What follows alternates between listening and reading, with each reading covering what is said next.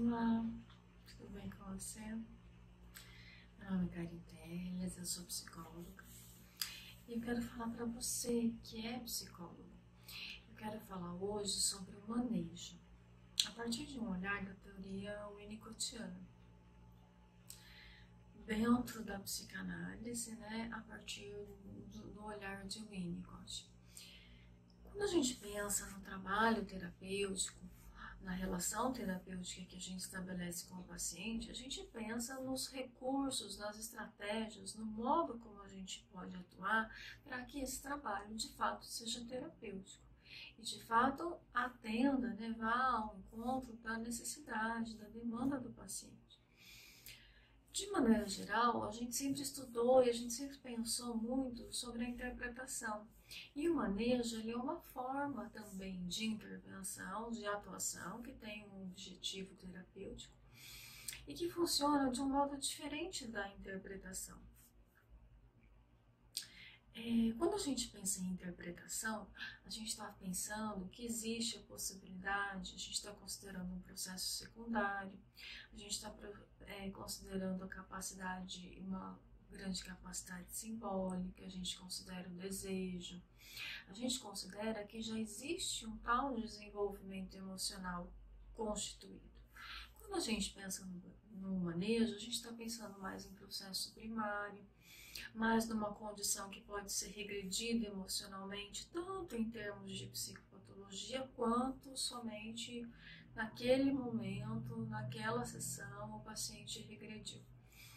Então, o Winnicott fala pra gente, tem várias maneiras, né, vários termos diferentes para a gente entender o que é o manejo, a partir de Winnicott e a partir de autores que estudaram Winnicott. Então, a gente pode ver, né, em Winnicott mesmo a gente vê que se o paciente está numa condição mais regredida, é mais importante a nossa postura do que necessariamente aquilo que a gente de repente interpreta. Então, eu acho isso bem interessante porque a gente precisa também ter uma compreensão cuidadosa da teoria, né? Então, assim, manejo é postura. Alguns autores vão dizer que é todo o ambiente, todo o entorno do atendimento, desde o setting mesmo, com tempo, hora, a sobrevivência do analista no sentido de sobreviver emocionalmente, né, de conseguir continuar a sustentar aquela experiência emocional. E tem muito a ver com a linguagem que é não verbal, com a postura e com o comportamento do analista.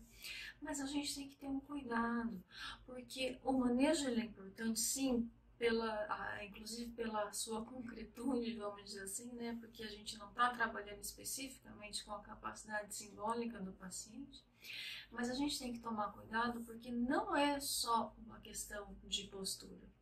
Porque é uma questão de postura, mas com base num processo que tem a ver com a função psíquica, né, do analista de conseguir uma proximidade emocional e a partir dessa proximidade emocional, em que existe até uma interpretação que poderia ser feita, o analista então conseguir perceber que naquele momento o mais importante não é a interpretação, mas é até um comportamento.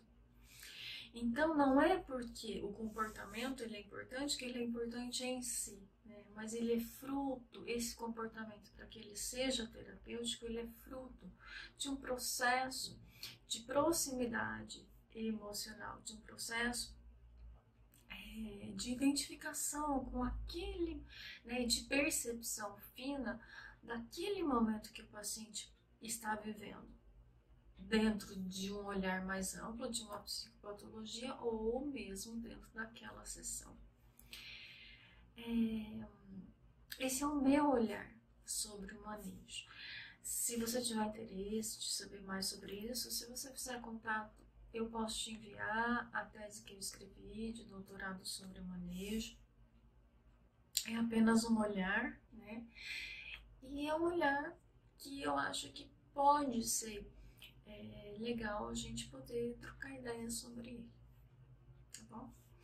Por hoje eu fico por aqui e eu volto para conversar com você sobre a interpretação, a partir também de um olhar winnicottiano. Até mais, um abraço.